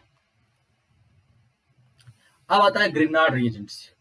From Grignard reagent, alcohols are produced by reagent of Grignard, by reaction of Grignard reagent. और इसको हम लोग पढ़े हुए हैं कि with aldehydes and ketones, aldehyde और कीटोन के उसमें। अब देखिए यहाँ पे कैसे समझेंगे इसको। देखिए यहाँ पे कुछ चीजें, कुछ यहाँ पे आपको बताया हुआ है, फिर भी मैं आपको समझाऊंगा कि किस तरह से होता है। देखिए जैसे यहाँ पे कोई कार्बोनिल कंपाउंड है R11CO, और अगर हम RMgX लेते हैं, R-MgX यहाँ पे लेते हैं, ठीक है। तो ये बॉन्ड इधर टूटता है, और R पर हमारा डेल्टा माइनस है, इस पर डेल्टा प्लस है, और इस पर डेल्टा प्लस है, डेल्टा माइनस है, और Mg पर क्या है, डेल्टा प्लस। तो हमारा जो R टूटेगा, इधर से C डबल बॉन्ड वो टूटेगा इधर O की तरफ, तो हमारा जो R माइनस है वो अटैक करेगा C पर, क्योंकि वहां पर पॉजिटिव चार्ज बनेगा। तो R यहाँ पर आ गया, और ये O पर, ये जो O है बॉन्ड टूट चुका है, तो OMgX यहाँ पर आ गया। अब वाटर से ट्रीट कर दोगे, HOH से ट्रीट कर दोगे, तो OH ले जाएगा MgX, और H मिल जाएगा ऑक्सीजन को। तो क्या बन जाएगा, देखो यहाँ पे R हो गया, यहाँ पे OH बन गया। इस तरह से ये बनता है, इस तरह से रिएक्शन होता है। तो यहाँ पे देखिए इस तरह से यहाँ पे रिएक्शन होता है। The overall reaction using different aldehydes and ketones are as follows. अगर आप एल्डिहाइड लोगे तो यहाँ पे देखिए, अगर हम यहाँ पे H, सिर्फ फॉर्मेल्डिहाइड ऐसा है SCHO, जो कि क्या बनता है, 1 डिग्री अल्कोहल देगा। अगर हम यहाँ पे CH3MgX ले लें, CH3MgBr ले लें, तो यहाँ पे क्या बनेगा देखिए, तो CH2OH, और यहाँ पे CH3 लग जाएगा MgBr वाला। और यहाँ पे हम क्योंकि रिएक्शन करा रहे हैं, वाटर भी लगा दे रहे हैं एक साथ, तो यहाँ पर MgOHBr, तो ये मैंने सारा रिएक्शन एक साथ ही करा दिया, ठीक है। तो ये 1 डिग्री अल्कोहल है, तो only formaldehyde can give 1 degree alcohol. अगर आप फॉर्मेल्डिहाइड के बजाय कोई और एल्डिहाइड भी ले लोगे, तो वो सेकेंडरी अल्कोहल देगा, ना कि प्राइमरी अल्कोहल। अब देख लीजिए CH3CHO ले लीजिए, आप एसिटाल्डिहाइड ले लीजिए, तो यहाँ पर अगर आप CH3MgBr लेते हैं, तो ये CH3 है और CO है H, तो इस यहाँ पे CH3 है, और इस C की जगह पर यहाँ पे CH3 आ जाएगा, और यहाँ पर OH आ जाएगा, यहाँ पे H। तो आप देख सकते हैं ये 2 डिग्री, तो 2 डिग्री है। तो यहाँ पे 1 डिग्री और 2 डिग्री का आपको समझ आएगा किस तरह से हम यहाँ पे कर रहे हैं। तो देखिए यहाँ पे ध्यान से, तो SCHO RMGX, तो यहाँ पे ये क्या बन गया, 1 डिग्री अल्कोहल बन गया। यहाँ पे फॉर्मल्डिहाइड था, RCHO लोगे तो यहाँ पे आपका 2 डिग्री बनेगा, और कीटोन जो है वो 3 डिग्री ही बनाएगा। आप समझ सकते हैं कैसे, क्योंकि एक और CH3 वहां पे लग जाएगा। तो you will notice that the reaction produce the primary alcohol with methanol, secondary alcohol with other aldehydes and tertiary alcohol with ketones. तो यहाँ पे पूछे हैं give the structures and IUPAC names of the products expected from the following reactants. तो आप देखिए बच्चों, यहाँ पे अगर अल्कोहल आपको बनाना है तो अगर हम एल्डिहाइड लेते हैं तो सिर्फ मिथेनॉल से ही हमारा प्राइमरी अल्कोहल बनता है। बाकी एसिटल्डिहाइड से हमारा जो अदर एल्डिहाइड अगर है तो हमारा सेकेंडरी अल्कोहल बनेगा, और कीटोन ले रहे हैं तो टर्शियरी अल्कोहल बनेगा। ये बहुत इंपॉर्टेंट है। अब ये करेंगे give the structure of IUPAC names of the product expected from the following reactions.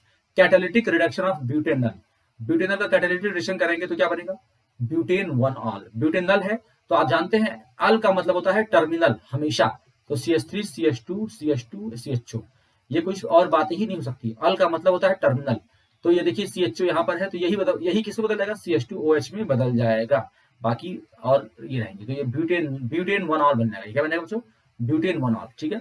Hydration of propene in presence of dilute sulphuric acid, तो प्रोपीन है, ये हमारा प्रोपीन है, और डाइल्यूट सल्फ्यूरिक एसिड के प्रेजेंस में हम अगर इसका हाइड्रेशन कराते हैं तो आपका बन जाएगा प्रोपेन 2-ऑल, यानी मार्कोनिकॉफ वे ऑफ एडिशन से हमारा वाटर का एडिशन हो जाएगा। तो reaction of propanone with methyl magnesium bromide followed by hydrolysis. ठीक है ना।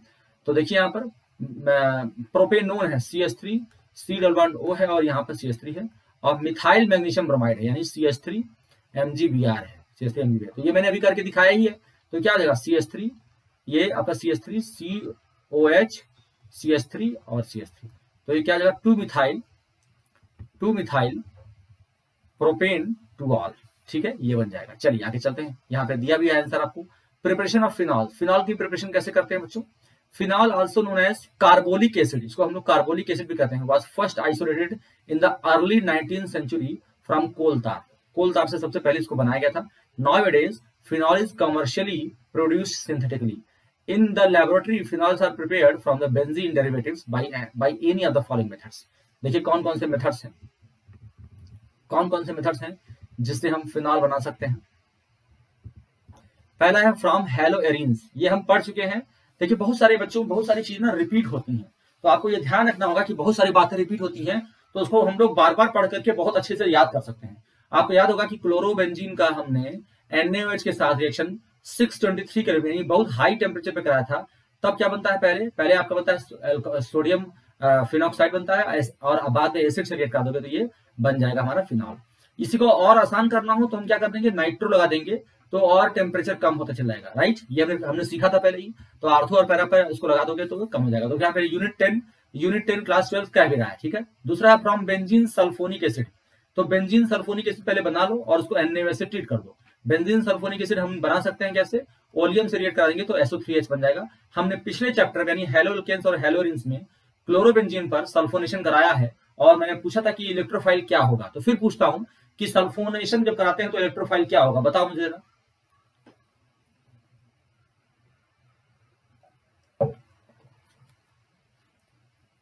सल्फोनेशन करते हैं तो क्या होगा, सल्फोनेशन अगर हम करते हैं तो मेरा क्या होगा, इलेक्ट्रोफाइल बताइएगा।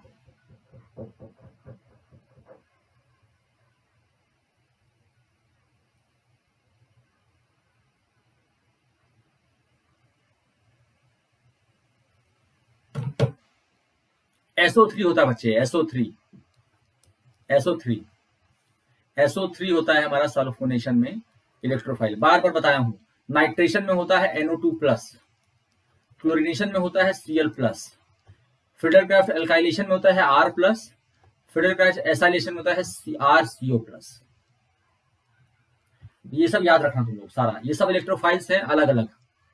SO3 होता है सल्फोनेशन में, NO2+ होता है नाइट्रोनियम आयन बोलते हैं उसको नाइट्रेशन में, Cl+ या X प्लस क्लोरिनेशन या X प्लस लेते हैं, और ये फिडेलक्राफ्ट एल्काइलेशन में और ये फिडेलक्राफ्ट एसाइलेशन में, ये सारे इलेक्ट्रोफाइल्स हैं। तो पहले आप क्या बना दीजिए, बेंजीन सल्फोनिक से बना दीजिए, फिर उसको NaOH से रिएक्शन करा दीजिए, सब रिप्लेस करके यहाँ पे OH लग जाएगा, ये बनता है। डाइजोनियम सॉल्ट से बनाना होगा तो क्या करोगे, पहले तुम बेंजीन डाइजोनियम सॉल्ट बना लो, किससे, सैंड मेयर रिएक्शन के थ्रू।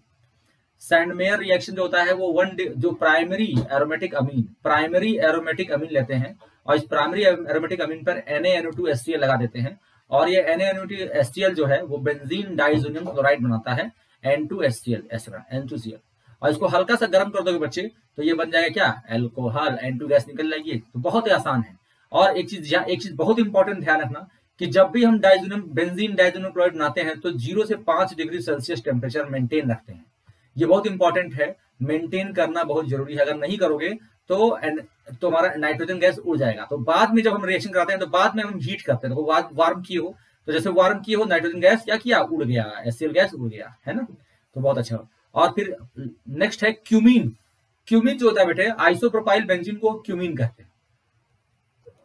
आइसोप्रोपाइल बेंजीन को हम क्यूमीन कहते हैं। आइसोप्रोपाइल बेंजीन कैसे बनता है, बेंजीन पर आप क्या करो, बेंजीन पर फिडेलक्राफ्ट एल्काइलेशन करा दो N प्रोपाइल क्लोराइड से, CH3 CH2 CH2 Cl से, और एनहाइड्रस AlCl3 ले लो, तो क्या बन जाता है, आप जानते हैं कि क्लोरीन जहां से हटेगा वहां पे कार्बोकटायन आएगा, और कार्बोकटायन रीअरेंज करेगा। ये बात बहुत ही इंपॉर्टेंट है। तो यहां पर बीच में फिर आ जाएगा,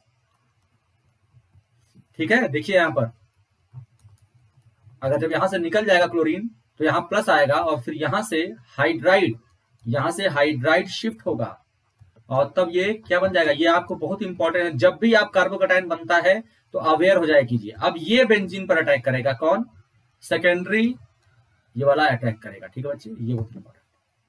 तो ये क्यूमीन बनता है। क्यूमीन पर क्या करिए आप, O2 यानी ऑक्सीजन से रिएक्ट कराइए तो क्यूमीन हाइड्रोपेरोक्साइड बनता है, क्यूमीन COOH, ये, और ये आपका बाकी जो है आपका जो अटैच रहेगा, तो ये क्यूमीन हाइड्रोपेरोक्साइड बोलते हैं बच्चों इसको, है ना, ये क्यूमीन हाइड्रोपेरोक्साइड। और इसको फिर आप वार्म हीट कर दीजिए, एसिडिक हाइड्रोलिसिस कर दीजिए इसकी, तो अल्कोहल बन जाता है, और यहाँ पे एसीटोन निकल जाता है। क्यूमीन जो है वो एसीटोन, तो अगर एसीटोन बनाना हो तो इस तरह से भी बना सकते हैं, और हमारा फिनॉल यहाँ पर बन जाता है जो हमको बनाना था।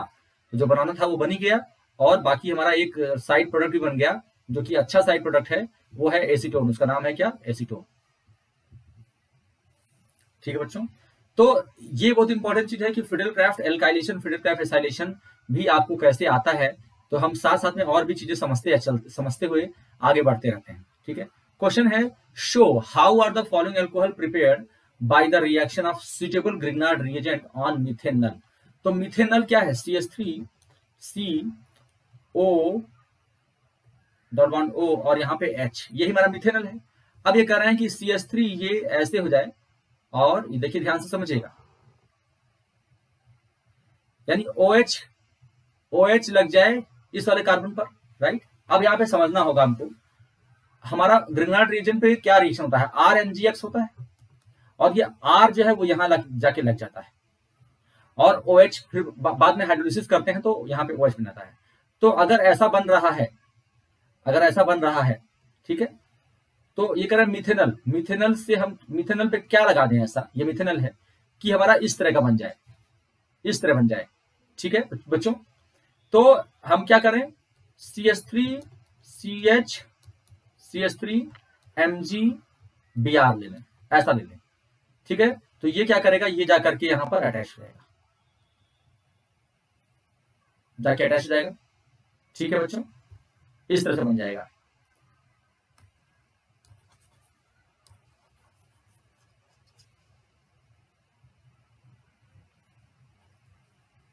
देखिए कुछ गड़बड़ होगी वहां पर, मैं बताता हूं।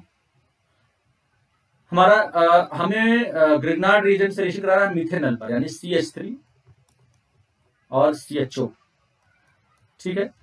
सपोज कीजिए हमने R लिया, RNGX लिया, और हमारा CH3 COH H, और यहां पर हमने R लगा दिया, ठीक है, R लगा दिया। तो जो OH वाला हमारा ये है CHOH, ये देखिएगा यहां पर, ये जो है, ठीक है, और एक तरफ हमारा CH3 है। हाँ, तो अब मेरी गलती क्या हो रही थी बच्चों, समझ में पता है, यहाँ पे मीथेनल कह रहा है और मैं क्या ले रहा हूँ, इथेनल ले रहा हूँ। इथेनल ले रहा हूँ इसीलिए नहीं हो रहा था। हमें क्या लेना है बच्चों, मीथेनल, और मैं ले क्या रहा हूँ, इथेनल, इसीलिए ये गलत हो जा रहा था। तो थोड़ा सा टीचर से भी कभी कभी गलती होती है और ध्यान दिया कीजिए आप लोग।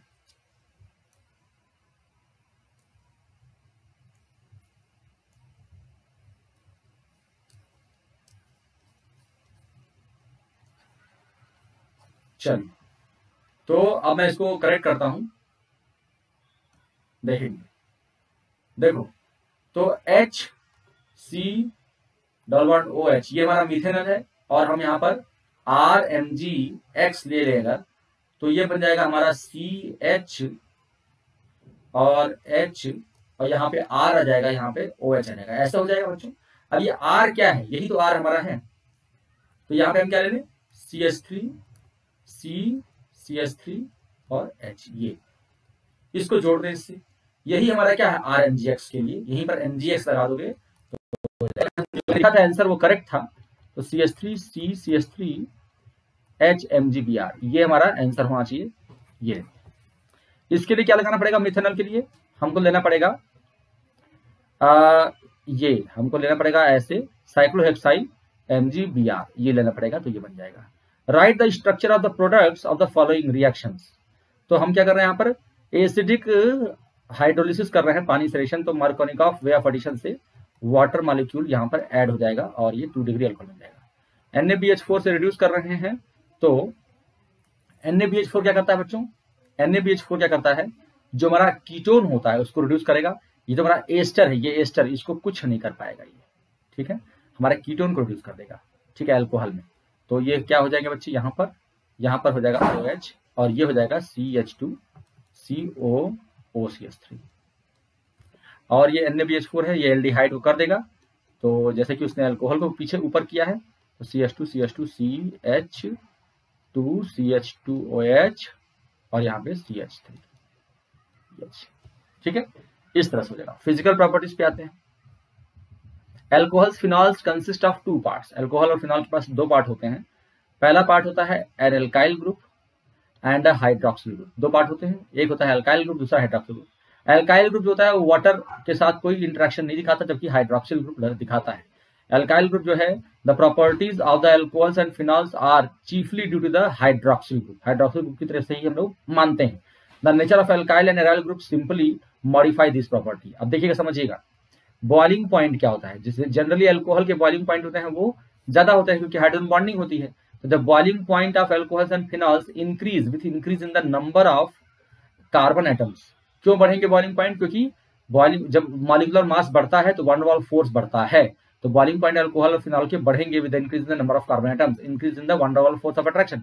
ये पहले बढ़ा चुका हूं कि boiling point is by virtue of surface area.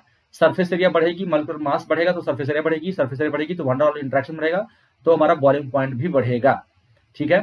In alcohols the boiling point decrease with the increase in the branching, ठीक है। मैंने बताया था कि ये ब्रांचिंग जो है आपकी, देखिए आपका जो सरफेस एरिया होता है, सरफेस एरिया होता है वो इनवर्सली प्रोपोर्शनल टू ब्रांचिंग होता है, ब्रांचिंग होता है, ठीक है। और हमारा जो बॉइलिंग पॉइंट होता है वो प्रोपोर्शनल होता है सरफेस एरिया, प्रोपोर्शनल टू होता है इंटरैक्शन मास, ठीक है, मोलर मास,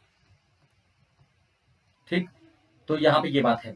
तो बिकॉज जैसे जैसे आपका ये होता जाएगा carbon chain, because of the decrease in the one वाल फोर्स, जैसे कि अगर आप चेन उसको ब्रांचिंग कर देंगे तो साइज छोटी होगी और वो क्या होगा, सरफेस एरिया कम हो जाएगा। तो OH group in alcohols and phenols involve in intermolecular hydrogen bonding as shown below. तो इंटरमॉलिक्यूलर हाइड्रोजन बॉन्डिंग यहाँ पे हो जाती है और जिससे कि उनका क्या होता है, उनका बॉइलिंग पॉइंट बढ़ जाता है। It is interesting to note that boiling point of alcohol and phenols are higher in the comparison to the other classes of compounds. Boiling point ज्यादा होता है क्योंकि अदर क्लास ऑफ कंपाउंड्स है, क्योंकि यहाँ पे हाइड्रोजन बॉन्डिंग होती है, नेमली हाइड्रोकार्बन। आप देखिए हाइड्रोकार्बन से, अगर हाइड्रोकार्बन से ज्यादा होगा इसका बॉइलिंग पॉइंट, ईथर से ज्यादा होगा, हेलोअल्केन से ज्यादा होगा, हेलोअरीन से ज्यादा होगा, of comparable molecular mass. For example, ethanol and propane have comparable molecular mass, but their boiling point differ widely. तो इथेनॉल और हमारा जो प्रोपेन होता है उसमें लगभग मॉलिक्यूलर मास सेम होता है, लेकिन उसकी बॉइलिंग पॉइंट बहुत ज्यादा डिफरेंस होता है. The boiling point of methoxymethane is intermediate of the two boiling points. ठीक है, अब देखिए यहाँ पर इसको हम लोग समझ लेते हैं कैसे होगा. देखिए यहाँ पे स्ट्रक्चर दिया हुआ है. इथेनॉल है, ये इथेनॉल है, इसका हमारा मॉलिक्यूलर मास जो है वो 46 है. ये हमारा डाइमिथाइल मीथेन है, मिथॉक्सी मीथेन है यहाँ पे, तो इसका 46 है और यहाँ प्रोपेनॉल है 44 है, तो लगभग बराबर है तीनों का. अब इथेनॉल का बॉइलिंग पॉइंट देखिए 351 है और 44 ही थोड़ा सा डिफरेंस है, तो इसका 231, बहुत बड़ा डिफरेंस हो गया, बहुत बड़ा. और यहाँ पर ये देखिए 248 केल्विन है, इंटरमीडिएट बिटवीन दो. ठीक है, तो क्या, क्योंकि यहाँ पर क्या है, ये देखिए यहाँ पे हाइड्रोजन बॉन्डिंग है, यहाँ पे डाइपोल डाइपोल इंटरेक्शन, क्योंकि डाइपोल बन रहा है, और यहाँ पे केवल वांडर वाल फोर्स है, वांडर वाल फोर्स. ठीक है, इसलिए यहाँ पे the high boiling point of alcohol is mainly due to the presence of intermolecular hydrogen bonding in them. ठीक है, इंटरमॉलिक्यूलर हाइड्रोजन बॉन्डिंग, तो इसमें आप high boiling point of alcohol are mainly to the presence of intermolecular hydrogen bonding in them, which is lacking in ethers and hydrocarbons. Solubility of alcohols and phenols in water is due to their ability to form hydrogen bonds with water molecules as shown. तो hydrogen bond बनता है water molecule से, किसका, alcohols का और phenol का. तो solubility decreases with increase in the size. क्यों साइज, क्योंकि वहां पे वो वाटर हाइड्रोफोबिक होते हैं, एल्केन्स जो होते हैं वो हाइड्रोफोबिक होते हैं, इससे साइज बढ़ेगी तो सॉल्युबिलिटी घटेगी. तो the solubility decreases with increase in size of alkyl aryl group. तो ये क्या होते हैं, हाइड्रोफोबिक होते हैं, पानी से रिपल्सन होता है. हाइड्रोफोबिक मतलब पानी से रिपल्सन. तो जो जितने एल्काइल का चेन बढ़ाओगे उतना कम वो डिसॉल्व होगा, कम पानी डिसॉल्व. सेवरल तो पानी में कम डिसॉल्व होगा. आप जानते हैं पैराफिन वैक्स पानी पे तैरता है. ठीक है, molecular mass of alcohol are miscible, lower molecular mass of alcohols are miscible with water in all proportion. अगर कम मास है यानी कम छोटी चेन है तो आप उसको डिसॉल्व कर सकते हो. इथेनॉल जो है आप अल्कोहल जो अल्कोहलिक बिवरेजेस में लोग पीते हैं वो आप उसमें पानी कितना भी मिला सकते हो पीने के लिए. तो arrange the following sets of compounds in order of their increasing boiling point. Pentane 1 all, butane 1 all, butane 2 all, ethanol, propane 1 all और मिथेनॉल. तो इसको आप देख सकते हैं कि जो तो ये है बॉइलिंग पॉइंट बताना है. तो बॉइलिंग पॉइंट जितना साइज बड़ा होगा उतनी बॉइलिंग पॉइंट ज्यादा होगी, जितनी ब्रांचिंग ज्यादा होगी उतना बॉइलिंग पॉइंट कम होता जाएगा. तो मिथेनॉल सबसे छोटा है, फिर इथेनॉल. तो ये क्या कर रहे हैं, डिक्रीजिंग इंक्रीजिंग ऑर्डर में सबसे बड़ा.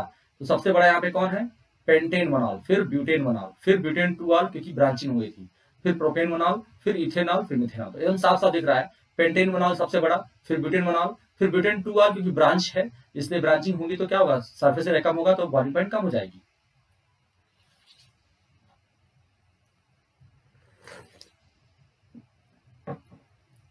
ठीक है बच्चों, केमिकल रिएक्शंस. और दूसरा क्वेश्चन क्या है, pentane 1 ol, n butane, pentanal और इथॉक्सीएथेन. तो पेंटेन 1 ऑल सबसे बड़ा साइज भी है और अल्कोहल है. फिर पेंटेनल है, पेंटेनल है एल्डिहाइड. फिर इथॉक्सीएथेन ईथर है. फिर भी पेंटेनल क्या है, अच्छा खासा इसका जो है वो डाइपोल मोमेंट होता है क्योंकि एल्डिहाइड का डाइपोल मोमेंट ईथर से ज्यादा होता है. फिर एन ब्यूटेन जो है वो क्या है, सिर्फ उसमें कोई न पोलर है ना ही हाइड्रोजन बॉन्डिंग है. ठीक है, तो ये इस तरह से इसका हो जाएगा बॉइलिंग पॉइंट का. तो पेंटेन 1 ऑल जो है बड़ा भी है और अल्कोहल है. फिर पेंटेनल है, एल्डिहाइड है, लेकिन अल्कोहल में हाइड्रोजन बॉन्डिंग होती है और एल्डिहाइड में नहीं होती, लेकिन एल्डिहाइड पोलर होता है. एथॉक्सीएथेन जो है वो क्या हुआ, वो ईथर है, सिर्फ डाइपोल डाइपोल इंटरेक्शन होगा और जिसका डाइपोल जो है एल्डिहाइड से कम होगा. फिर एन ब्यूटेन है, एन ब्यूटेन में कोई डाइपोल भी नहीं है, सिर्फ वंडर वाल फोर्स ऑफ अट्रैक्शन. तो यहां तक जो है हम आज करेंगे और इसके बाद केमिकल रिएक्शंस हम लोग नेक्स्ट क्लास में पढ़ेंगे. तो आज इतना रहने देते हैं बच्चों, नेक्स्ट क्लास में हम लोग इसको आगे कंटिन्यू करेंगे. तो आप इसको रिवाइज करिएगा अच्छे से और हम लोग एनसीईआरटी को पूरा इस तरह से पढ़ेंगे. एनसीईआरटी का हम लोग क्रैश कोर्स एनसीईआरटी के बेसिस पे कर रहे हैं केमिस्ट्री का और पूरा मैं इसको कराऊंगा. हमारा हेलोल्केन्स हेलोरिन्स खत्म हो गया है. हेलोल्केन्स हेलोरिन्स का हम टैट टॉक करेंगे, यानी हम स्पेशल क्लास में हम इसका क्वेश्चंस करेंगे. टैट talk, test and discussion talk करेंगे हम लोग स्पेशल क्लास में अनअकैडमी पे. मुझे आप AM001 के नाम से जानते हैं, अभिषेक मिश्रा AM001. अभिषेक मिश्रा AM001 जो है मेरा ये वो है और AM001 आप कोड लगा करके कहीं पर भी अनअकैडमी का कोई भी आप जो है वो की ओपन कर सकते हैं। ठीक है, thank you very much, bye bye, thank you.